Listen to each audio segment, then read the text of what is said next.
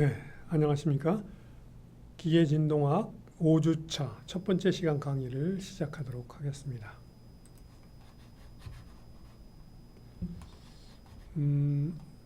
우리가 앞에서 4주차 강의에서 두 가지 진동, 가진 형태를 우리가 살펴보았습니다. 첫 번째 형태는 일자유도 진동계의 조와 함수로 힘이 주어지는 경우, 그리고 두 번째 경우는 일자유도 진동계의 조와 운동으로, 조와 함수로 운동이 주어지는 경우, 이렇게 두 가지 경우를 다뤘는데요.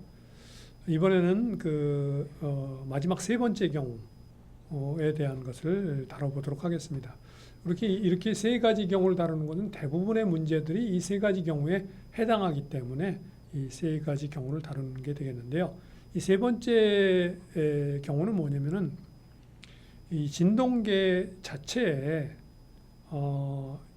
이 회전하는 어떤 물체가 있어서 그 물체의 회전이 발생시키는 회전 불균형에 의한 자체 가진이 발생하는 경우가 종종 많이 있습니다. 그 대표적인 예가 예를 들어서 여기에 어떤 공작기계가 있다고 했을 때 공작기계가 이 축이 항상 그 모터에 의해서 회전을 하게 되죠.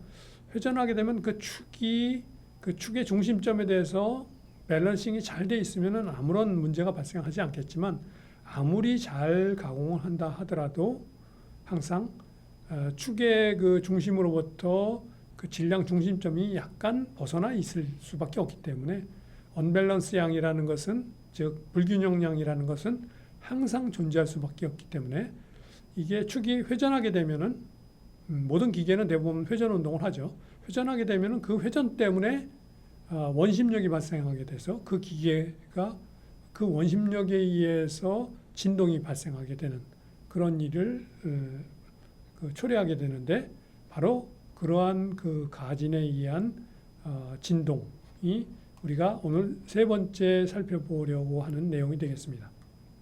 그래서 이렇게 이런 그 일자유도 진동계에 여기서 요 m0라는 값이 이렇게 회전하고 있죠.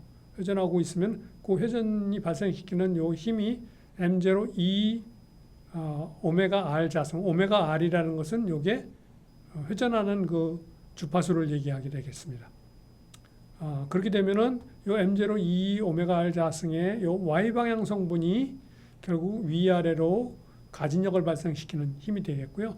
그 힘에 의해서 이 진동계가 위아래로 진동을 하게 되는데, 그 방정식을 우리가 구해보면 이와 같은 방정식으로, 즉 일자유도 진동계니까 질량, 감수의 상수, 강성에 의한 방정식은 똑같고요. 여기에 가진력으로 가해지는 것은 바로 여기 지금 요게 회전하면서 발생하는 원심력의 이 y 방향, 즉 요 값이 되는 거죠. sin 오메가 rt. 요 그 힘이 가해지게 되기 때문에 요 힘에 의해서 진동이 발생하게 되겠습니다. 그러면은 우리가 앞에서 가진력으로 가해질 때는 m0 2 오메가 r 자승 대신에 f0라는 솔루션으로 그 방정식으로 주어졌었고, 그 방정식에 의한 해를 갖다 우리가 이런 형태로 우리가 구했었죠. 그때 우리 그 해의 이 x의 그 값이 가진력일 경우는 요 m0 2 오메가 r 자승 대신에 f0였죠. 이게 f0였는데 여기서는 그거 대신에 요 m0 2 오메가 r 자승이 해로 구해지게 되겠습니다. 그리고 이 파이는 역시 마찬가지로 이런 형태로 주어지고요. 이때 이 m0 2를 갖다가 우리가 뭐라고 그러냐면 요 값을 회전 불균형이라고 보통 통상 부르고 있습니다.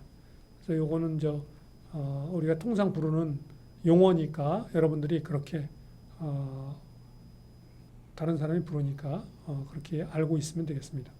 자, 그래서 이런 진동의 그 진폭을 갖는 동적 응답의 진폭이죠. 라지 x가 그런 운동이 초래되게 된다. 자, 그러면은 이것을 우리가 좀 무차원화돼서 이 동적 응답을 나타내기 위해서 이 mx를 이 진동계의 질량과 그 진동계의 동적 응답 크기 라지 x죠. 그것을 앞에서 그 정의한 그 로테이팅 언밸런스 회전 불균형 m0,2로 나눠주게 되면 이게 서로 차원이 같으니까요. 이 무차원 수가 이렇게 정의되는데 이 무차원 정의된 뮤라는 이 값을 우리가 여기서 회전 불균형에 대한 무차원 동적 응답 확장비라고 불리우는 내용이 되겠습니다. 그래서 이 뮤 값을 갖다가 우리가 앞에서 우리가 정의됐던 주파수 B, 즉 고해진동 수분의 회전 주파수, 이걸로 주파수 B와 감쇄 B로 앞에서 요 뮤 값을 갖다가 구해 보면은 이런 함수로 또 정리가 되게 됩니다. 그래서 동확장비하고 다른 점은 요 분자에 R 자승이 등장하는 거죠. R 자승이 등장한다. 그리고 요 위상각은 앞에서 우리가 유도했던 형태하고 동일한 그런 형태가 되겠습니다. 그래서 이 회전 불균형에 의한 동확장비 뮤를 그래프로 그려보면 이런 그래프가 되죠. 그래서 이 동확장비는 1에서 출발했는데 이 값은 0에서 출발하게 됩니다. 그것은 당연한 게 얘가 돌지 않으면 R 값이 0이 되죠. 오메가 돌지 않는다는 건 오메가 R이 0이 되니까 R 값이 0이 되게 되면 회전하지 않으면 진동이 안 일어나죠. 이거. 그러니까 뮤 값이 0이 되는 게 당연합니다. 그래서 0에서부터 출발한다. 그리고 얘가 R이 1 근처에 가게 되면 공진이 일어나서 역시 마찬가지로 1 근처에 가서 굉장히 커지게 된다 하는 것을 볼 수 있고요. 이게 R이 굉장히 큰 값으로 가게 되면은 이 값은 여기 있는 요 루트 안에 있는 여기에 R의 4승에 비례하게 되죠. 그러니까 R이 굉장히 커지면은 결국 이 밑에 있는 분모는 R 자승으로 수렴하게 되는 꼴이 돼서 R 자승분의 R 자승이 되니까 뮤 값이 1로 수렴하는 거죠. 그래서 여기 보면은 1로 수렴하는 것을 여러분이 알 수가 있습니다. 자, 그리고 여기서 여러분들이 그 한 가지 또 요것을 보면서 알아야 되는 사실은 이 뮤의 특성을 이제 좀 잘 살펴봐야 되는데요. 주파수 B가 작아지면 동적 응답 확장비는 0으로 수렴한다 하는 건 앞에서 설명된 내용이죠. 회전이 없으면 당연히 뮤 값이 0이 된다는 거고요.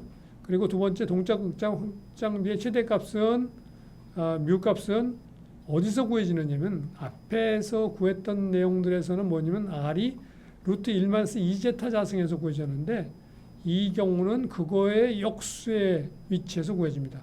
그러니까 앞에서 우리가 그 두 가지 경우에 대해서는 이 R이 1보다 약간 작은 위치에서 그 최대값이 동확장비나 또는 변이 전달비나 또는 힘 전달비의 최대값이 R이 1보다 약간 작은 범위에서 얻어졌는데 반해서 회전 불균형이 발생할 때는 R이 1보다 약간 큰 위치에서 이 뮤 값의 맥시멈 값이 발생한다 하는 것을 기억해 둘 필요가 있습니다. 그때 맥시멈 값은 이 함수 값이 역시 마찬가지입니다.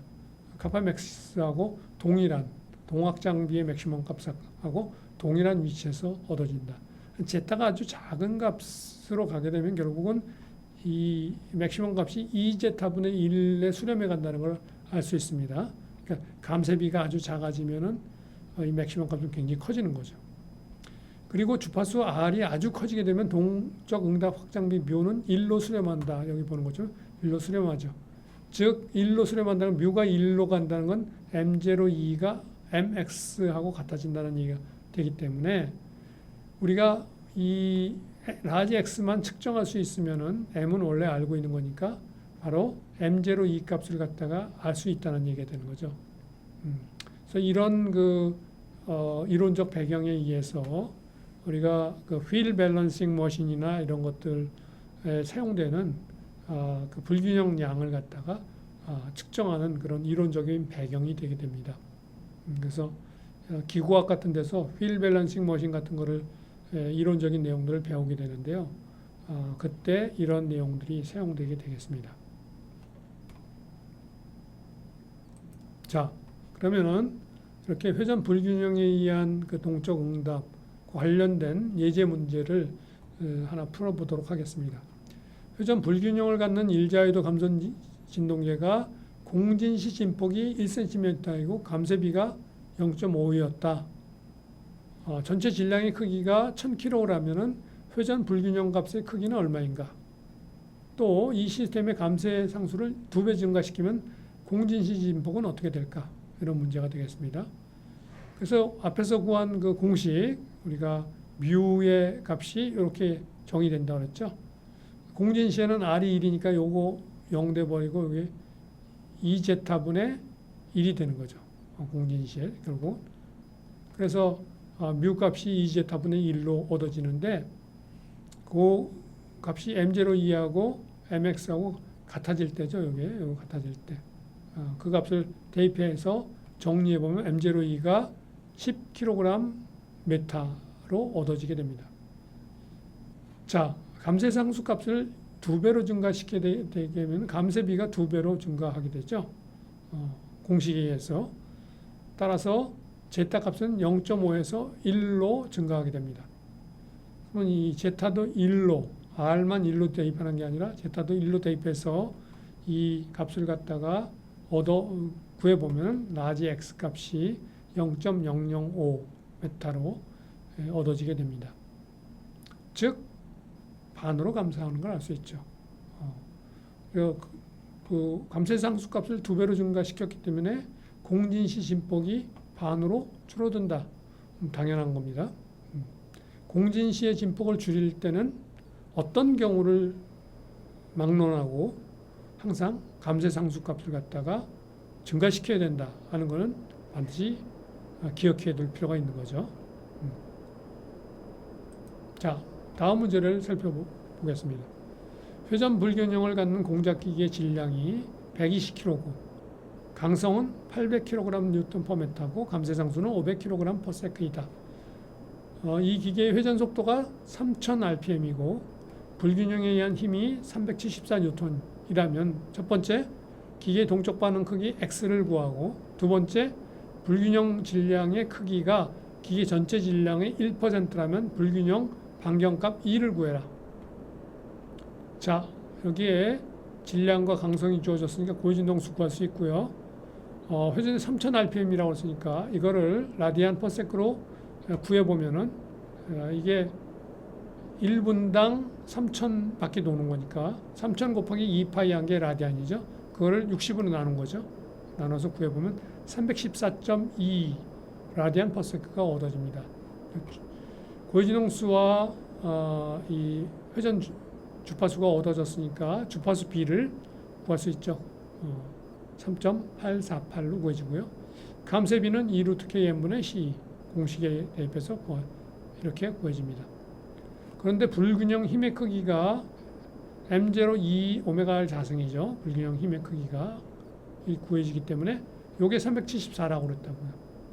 그러니까 요 공식에서부터 우리가 M02는 오메가 R 자승분의 374죠. 오메가 R 자승은 오메가 R은 여기 314.2니까 대입해서 구해보면 이런 값으로 M02 값이 구해지고요. 그래서 이 M02분의 MX가 이 뮤로 구해지기 때문에 여기서부터 라지 X는 이런 식으로 구해지기 때문에 여기에다가 앞에서 구한 값들을 대입해서 정리해보면 라지 X가 이렇게 구해진다. 또한 M02는 이런 값이고 M0가 아까 전체 질량의 1%라고 그랬으니까 1%는 1.2kg이 됩니다. 120kg의 1%가 1.2kg이죠. 그래서 그 값을 여기다 대입하게 되면 이 값이 이렇게 구해진다. 3mm 정도의 값으로 구해지게 된다 하는 것을 알 수가 있습니다.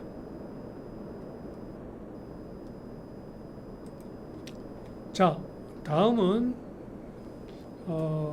우리가 계측기기의 기본 이론과 관련된 내용을 좀 다뤄보도록 하겠습니다. 이 계측기기 기본 내용은, 이론의 내용은 우리 기반가진에 의한 진동 문제와 아주 밀접하게 연관이 있습니다. 근데 약간 차이가 있습니다. 차량 같은 게 지면 위를 다룰 때 차량이 어떻게 진동하느냐 하는 것은 앞에서 배운 그 기반가진에 의한 진동량 그 식으로 우리가 다 변이 전달비나 힘 전달비 등을 구해서 처리할 수가 있는데, 계측기기는 기반가진에 의한 거이긴 하지만 사용하는 공식이 좀 달라져요. 어떻게 달라지는가 하는 것을 지금부터 살펴보도록 하겠습니다. 여기 보시면은 여기 내가 계측하고 싶은 어떤 물체에 진동하고 있는 물체가 있다 했을 때 그 물체에 이게 이제 대표적인 계측기기 가속도계를 이렇게 갖다 붙입니다.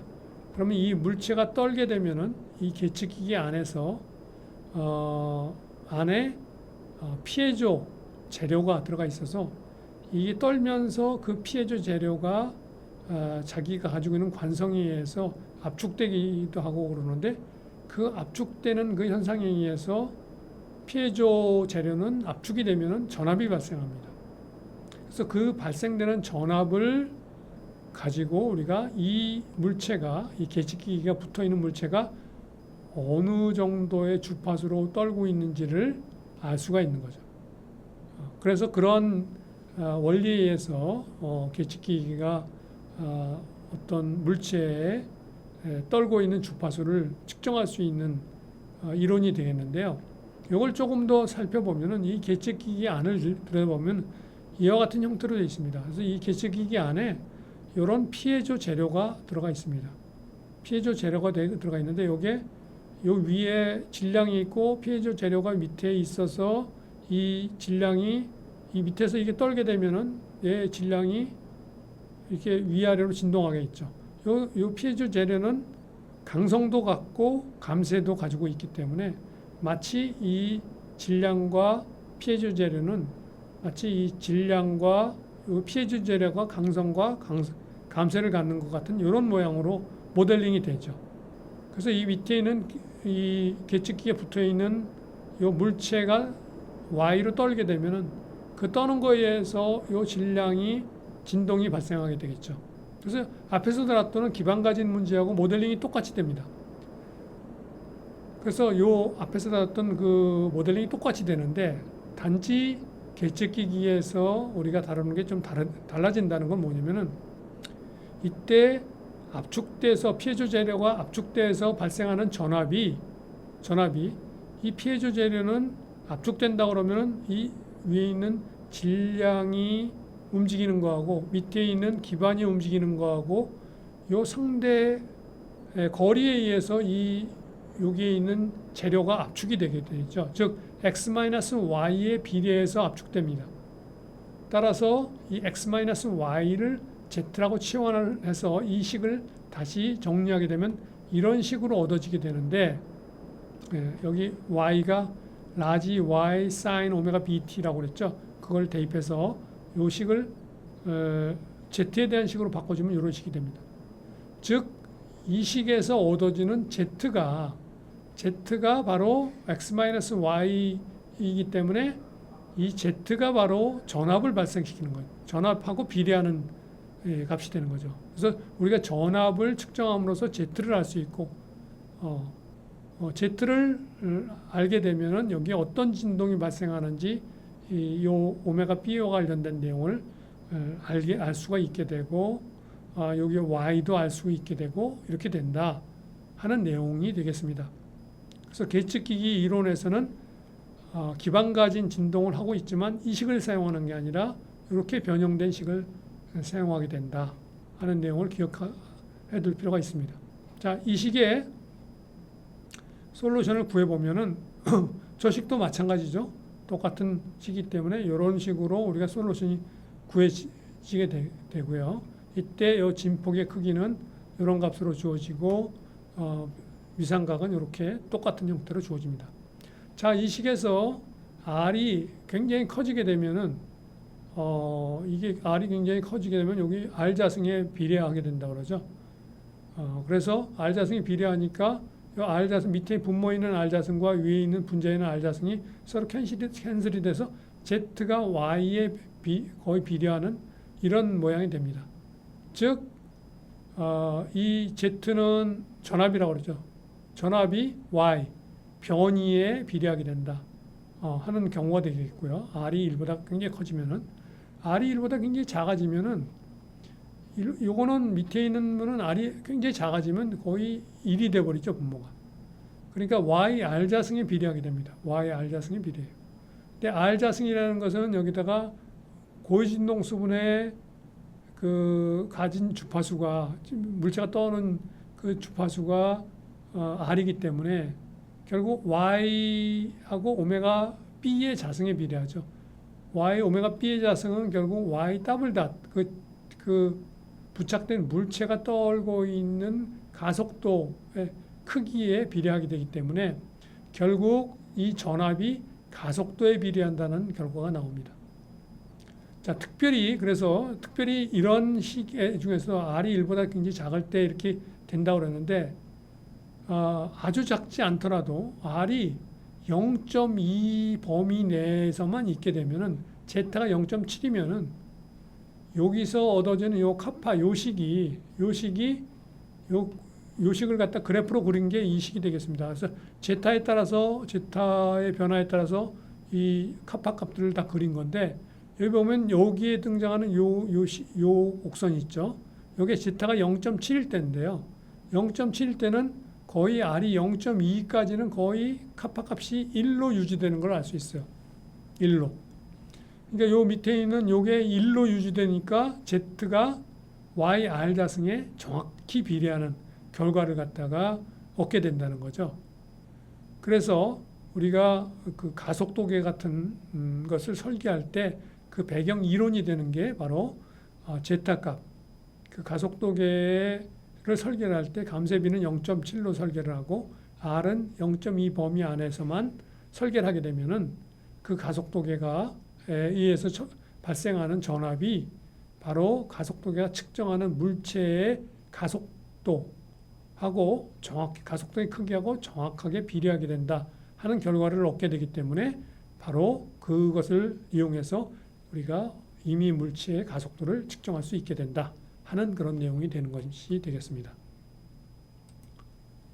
자, 그리고 또 한 가지 우리가 중요한 그 내용이 뭐냐면, 앞에서 제타가 0.7일 때 그런 가속도를 정확히 측정할 수 있는 결과를 초래한다고 그러는데, 그 제타 감쇄비가 0.7인 것이 또 다른 중요한 우리 그 이득을 우리에게 주는데요.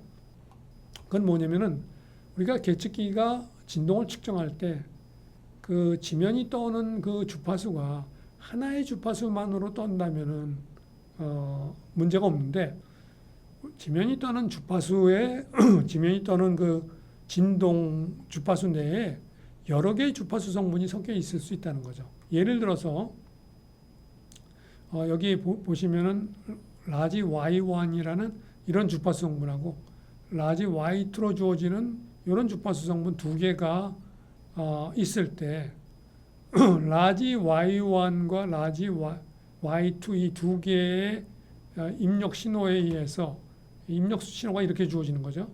출력 신호는 요거에 의한 출력 신호는 이렇게 주어지고 이렇게 얻어지고요.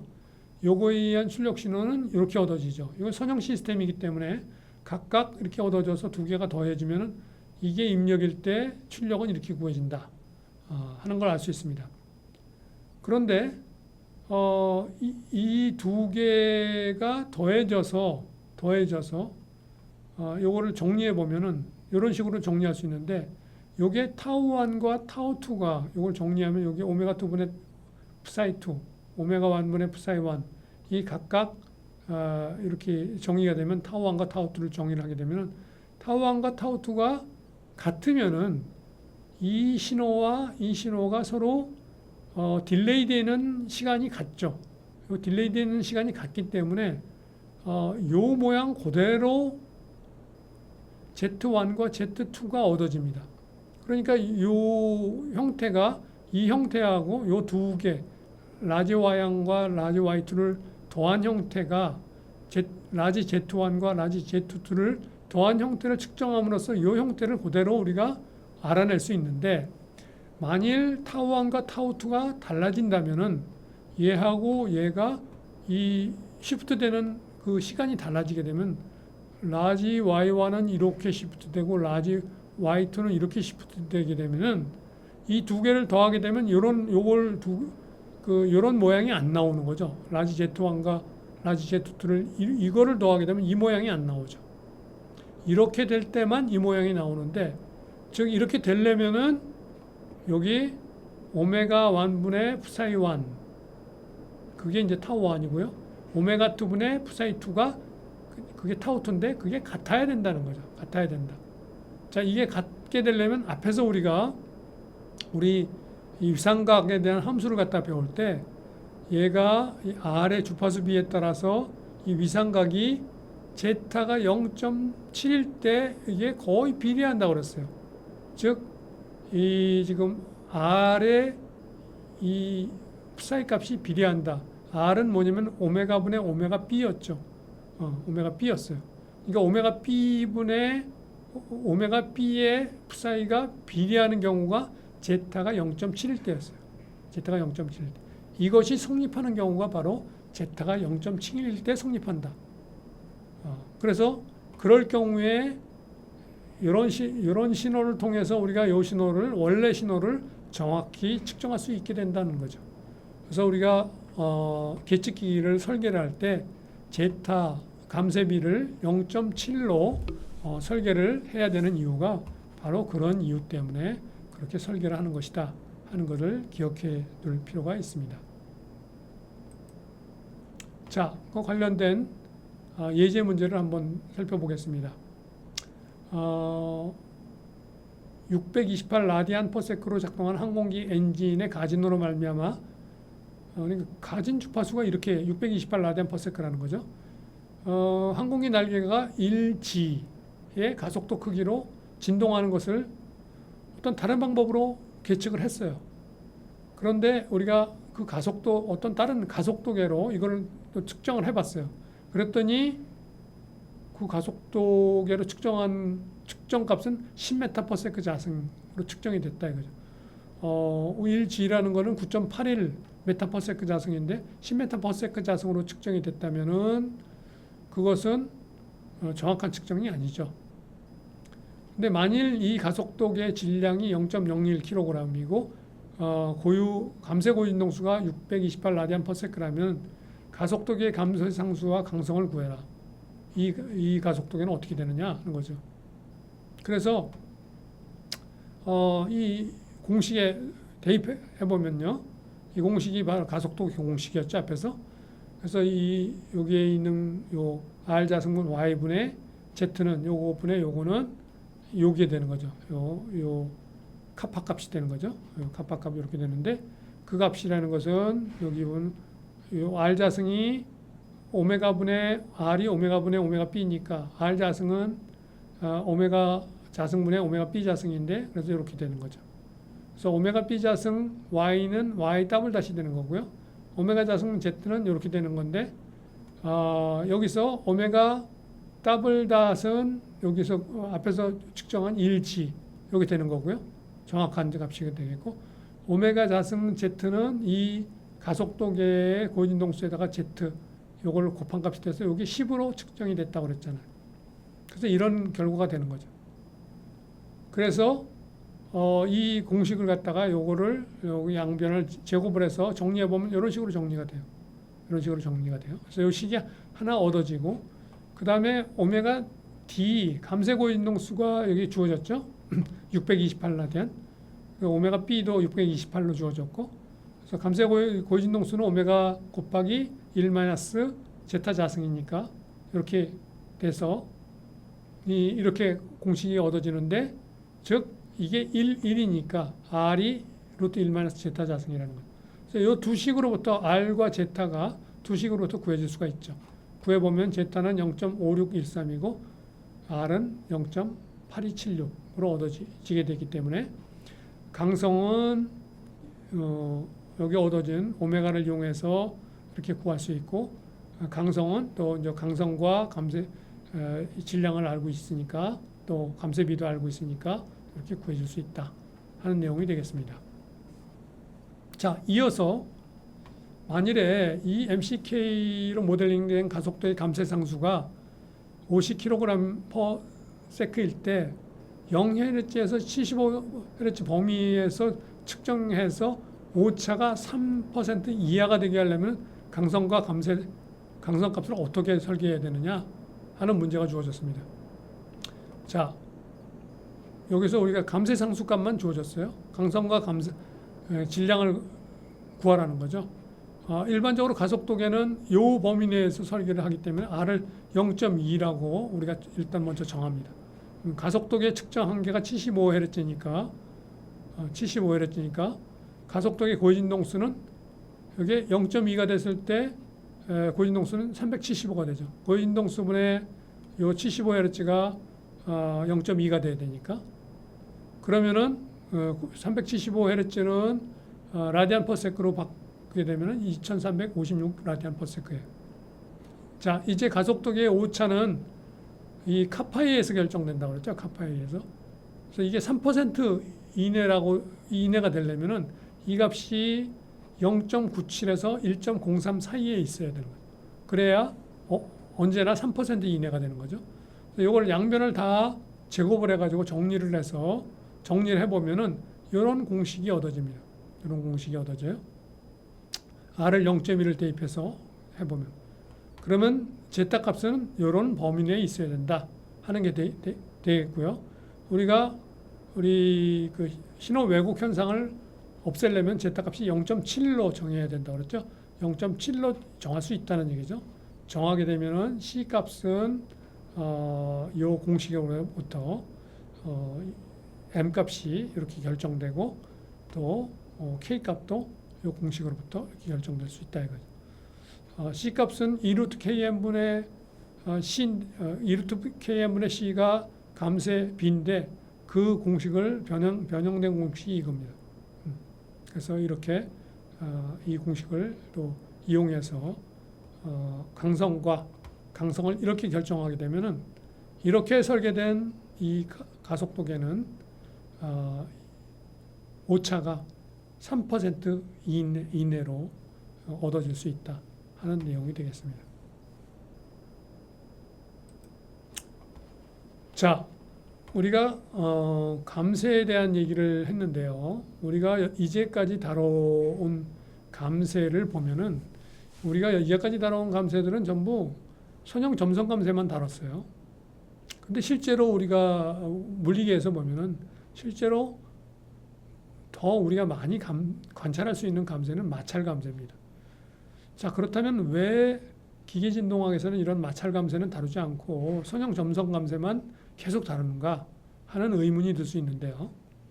그 이유는 다른 감세들과 달리 선형 점성 감세는 선형으로 방정식에 나타나게 되는데 반해서 다른 감세들은 비선형으로 방정식의 항으로 등장합니다.